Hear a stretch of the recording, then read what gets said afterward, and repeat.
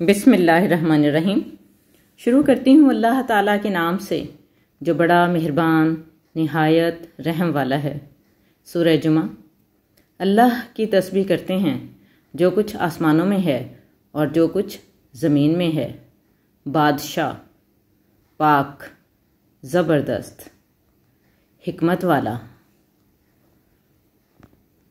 وہی ہے جس نے ناخواندہ لوگوں میں انہی میں سے ایک رسول بھیجا جو ان پر اس کی آیات تلاوت کرتا ہے اور انہیں پاک کرتا ہے اور انہیں کتاب اور حکمت سکھاتا ہے، اگرچہ وہ اس سے پہلے کھلی گمراہی میں تھے۔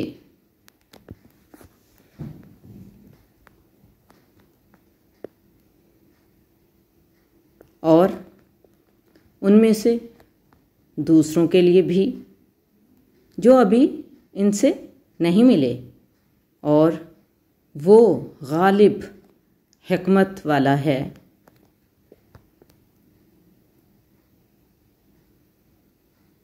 یہ اللہ کا فضل ہے، جسے چاہتا ہے دیتا ہے، اور اللہ بڑے فضل والا ہے۔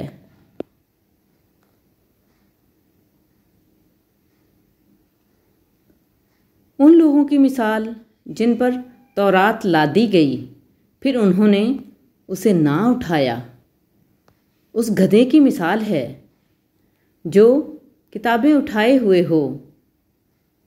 ان لوگوں کی مثال بری ہے جنہوں نے اللہ کی آیات کو جھٹلایا، اور اللہ ظالم قوم کو ہدایت نہیں دیتا۔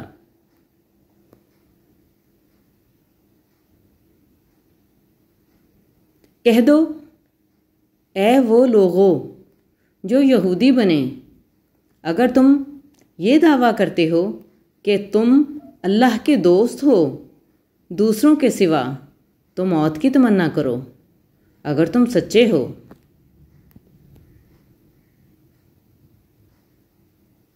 اور وہ کبھی بھی اس کی تمنا نہیں کریں گے۔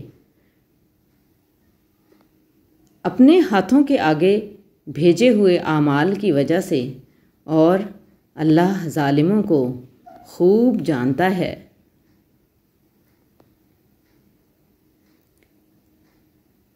کہہ دو، بے شک موت جس سے تم بھاگتے ہو وہ تمہیں ضرور آ کر رہے گی، پھر تم اس کی طرف لوٹائے جاؤ گے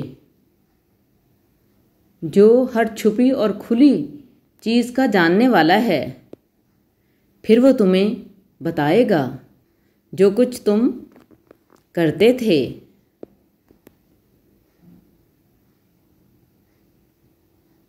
اے ایمان والو، جب جمعہ کے دن نماز کے لیے اذان دی جائے تو اللہ کے ذکر کی طرف دوڑو اور خرید و فروخت چھوڑ دو، یہ تمہارے لیے بہتر ہے اگر تم جانو۔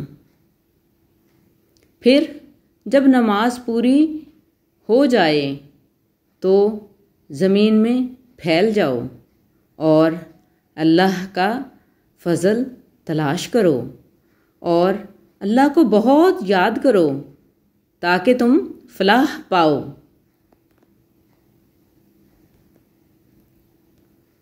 اور جب انہوں نے تجارت یا کھیل تماشا دیکھا تو اس کی طرف دوڑ پڑے اور آپ کو کھڑا چھوڑ دیا۔ کہہ دو جو کچھ اللہ کے پاس ہے وہ کھیل تماشے اور تجارت سے بہتر ہے، اور اللہ سب سے بہتر رزق دینے والا ہے۔